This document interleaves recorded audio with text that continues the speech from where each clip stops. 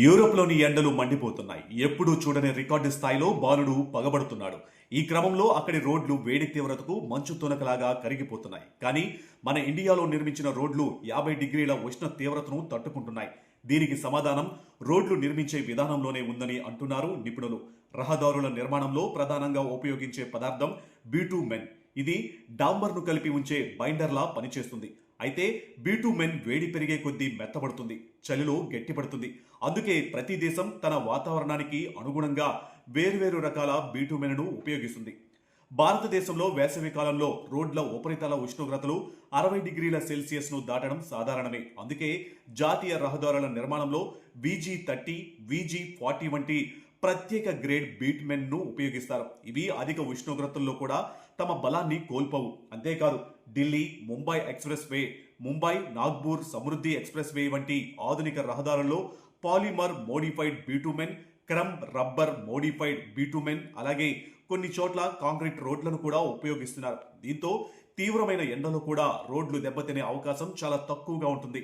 ఇక యూరోప్ పరిస్థితి పూర్తిగా భిన్నంగా ఉంటుంది. అక్కడి రోడ్లు ప్రధానంగా చలికాలాన్ని దృష్టిలో పెట్టుకుని నిర్మించబడ్డాయి. అక్కడ ఎక్కువగా ఉపయోగించే బిటూమెన్ చలిలో పగుళ్లు రాకుండా ఉండేందుకు కొద్దిగా మెత్తగా ఉంటుంది. కానీ అదే పదార్థం తీవ్ర ఎండలను ఎక్కువసేపు తట్టుకోలేక కరిగిపోవడం ప్రారంభిస్తుంది. ఫలితంగా రోడ్లపై బిటూమెన్ పైకి రావడం, గుంతలు ఏర్పడడం, భారీగా వాహనాలు వెళ్లిన చోట అలల మాదిరిగా రోడ్లు మారిపోతున్నాయి. ఈ తేడా ఇప్పుడు యూరోప్లో స్పష్టంగా కనిపిస్తుంది. ఇటీవల డెన్మార్క్లో 1874 తర్వాత అత్యధికంగా 37 డిగ్రీల సెల్సియస్ ఉష్ణోగ్రత నమోదైంది. స్విట్జర్లాండ్లో దాదాపు 39 డిగ్రీలు, చెక్ రిపబ్లిక్లో 40 డిగ్రీలకు పైగా, బ్రిటన్లో కూడా చరిత్రలోనే అత్యంత వేడిగా నమోదైన జూన్ నెలను ప్రజలు ఎదుర్కొన్నారు. ఈ వేడి కారణంగా జర్మనీలోని కొన్ని నగరాలలో ట్రామ్ సేవలను నిలిపివేయాల్సి వచ్చింది. ట్రామ్ పట్టాల చుట్టూ ఉన్న బిటూమెన్ కరిగి పట్టాల మధ్యకు చేరి మళ్లీ గట్టిపడడంతో రవాణాకు తీవ్ర ఇబ్బందిగా మారింది. ఫ్రాన్స్లో కూడా ఇదే పరిస్థితి కనిపించింది. ఇక రోడ్ల ఉపరితల ఉష్ణోగ్రతలు 60 డిగ్రీల సెల్సియస్ను దాటడంతో డాంబర్ మెత్తబడిపోయింది.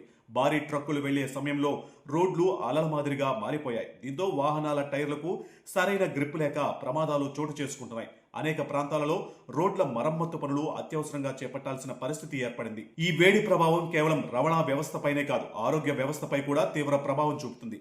ఫ్రాన్స్, బ్రిటన్ వంటి దేశాలలో హీట్ స్ట్రోక్, డీహైడ్రేషన్, గుండె సంబంధిత సమస్యలు, శ్వాసకోశ వ్యాధులతో ఆసుపత్రులకు వచ్చే రోగుల సంఖ్య భారీగా పెరిగింది. ముఖ్యంగా వృద్ధులు, దీర్ఘకాలిక ఆరోగ్య సమస్యలతో బాధపడుతున్న వారు ఎక్కువగా ప్రభావితమవుతున్నారు. యూరోప్లోని అనేక ఆసుపత్రులు కూడా ఇంత తీవ్రమైన వేడిని దృష్టిలో పెట్టుకుని నిర్మించబడలేదు. దీంతో వార్డులు అధికంగా వేడెక్కడం, MRI స్కానర్లు, క్యాన్సర్ చికిత్స యంత్రాలు వంటి సున్నితమైన పరికరాలు కూడా ప్రభావితమవుతున్నాయి. ప్రపంచ ఆరోగ్య సంస్థ ఇప్పటికే ప్రభుత్వాలకు హెచ్చరికను జారీ చేసింది.